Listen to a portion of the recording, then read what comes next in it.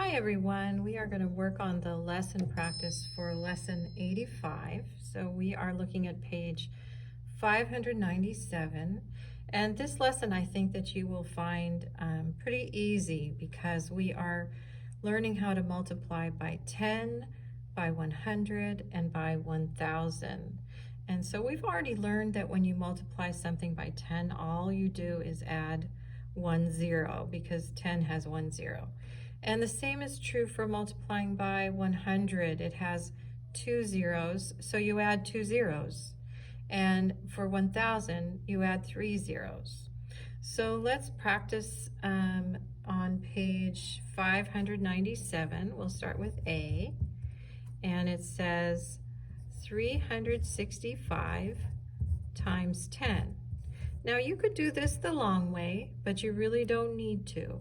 All you need to do is write the original number, 365, and add a 0. That's the shortcut. So then that would be 3,650 for A. And for B, we're doing 52 times 100. Okay, so we count the number of zeros in 100, 1, 2.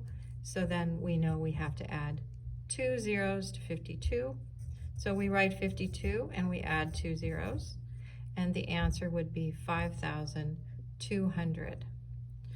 For C, we're doing 7 times 1,000. All right, so 1,000 has 3 zeros, 1, 2, 3. So we write 7 and we add 3 zeros. So the answer would be 7,000 for C. For D, this one's a little more complicated.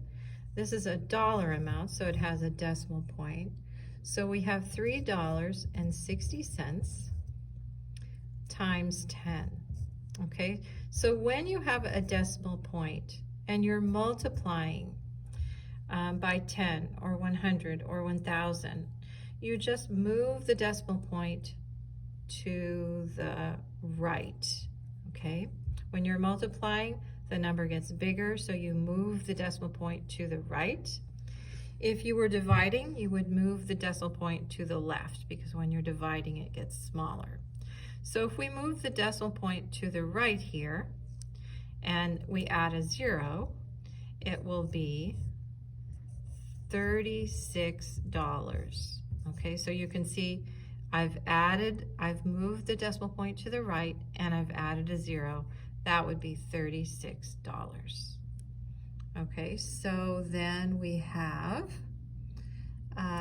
E, which is 420 times 100. And we look at the number of zeros in 100. There's 1, 2. So we write 420 and we add 2 zeros. So 420 times 100 would be 42,000. All right, for F, again, we have a dollar amount. So we have $2.50 times 1,000. So we'll write $2.50. And for this one, we are going to move the decimal point to the right 3 times because there are 3 zeros in 1,000. So we would go 1, 2, and then we would add another 0, 3. So that would be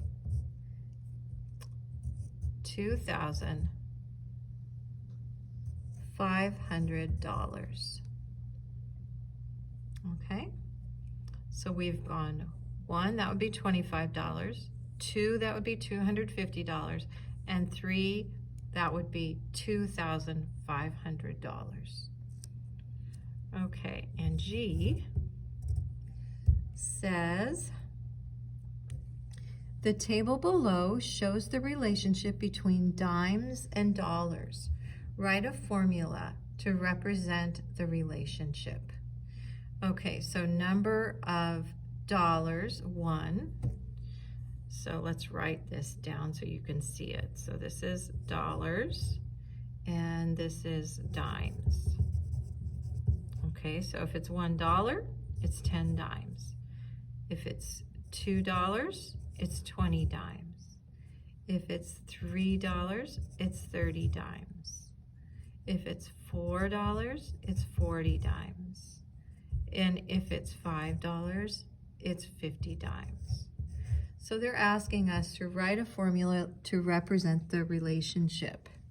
So we could say the number of dollars equals 10 times. So let's see. So if we've got $1, you multiply it by 10, and that's 10 dimes. Okay? And if you got $2, you multiply it by 10, and it's 20 dimes. If you have $3, you multiply it by 10, and it's 30 dimes. Okay, so that's the relationship between dollars and dimes. And that's the end of our written practice.